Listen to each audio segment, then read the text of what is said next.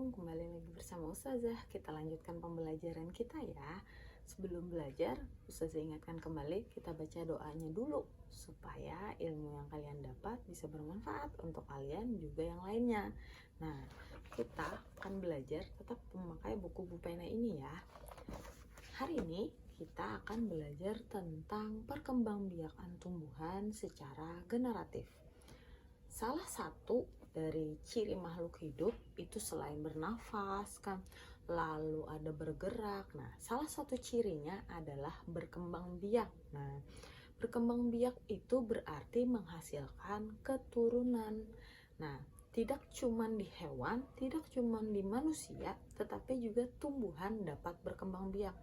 Bagaimana tumbuhan itu dapat berkembang biak? Yaitu dengan menghasilkan individu baru, menghasilkan tumbuhan baru. Nah, pada tumbuhan itu ada perkembangbiakan yang pertama secara generatif dan yang kedua adalah secara vegetatif.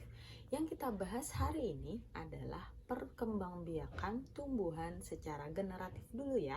Nah, pengertiannya dulu. Pengertian dari perkembangbiakan secara generatif adalah perkembangbiakan yang dilakukan secara kawin. Bagaimana secara kawinnya pada perkembangbiakan pada tumbuhan? Nah, yaitu dengan cara bertemunya serbuk sari di kepala putik.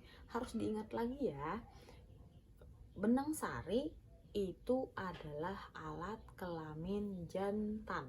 Oke? Nah, lalu putik adalah alat kelamin betina. Nah, bagaimana cara prosesnya? Bagaimana cara proses perkembangbiakan secara generatif?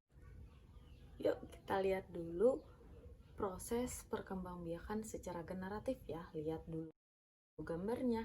Nah, yang pertama adalah terjadi peristiwa penyerbukan. Penyerbukan yang Ustazah jelaskan sebelumnya tadi adalah bertemunya serbuk sari di kepala putik. Nah, setelah itu lalu terjadi peristiwa pembuahan di mana sel kelamin jantan melebur bersama sel telur atau sel kelamin betina. Nah, setelah itu baru akan menjadi atau menghasilkan zigot. Nah, zigot di sini tumbuh menjadi embrio. Nah, embrio ini adanya akan menjadi bakal biji. Nah, lalu biji berada di dalam buah. Supaya kalian mudah membayangkan, ambil aja contohnya biji pepaya. Nah, biji pepaya itu kan banyak tuh.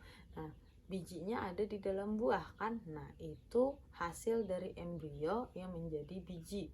Lalu setelah itu biji yang ditanam, biji yang diambil dari buahnya itu tadi ditanam akan menghasilkan tumbuhan baru. Tuh kan nanti akan tumbuh tuh tunasnya. Nah, itu adalah tumbuhan baru. Setelah itu lama-kelamaan dia akan menjadi tumbuhan baru yang dewasa. Nah, itu yang menjadi proses perkembangbiakan secara generatif atau secara kawin. Bisa dipahami tidak?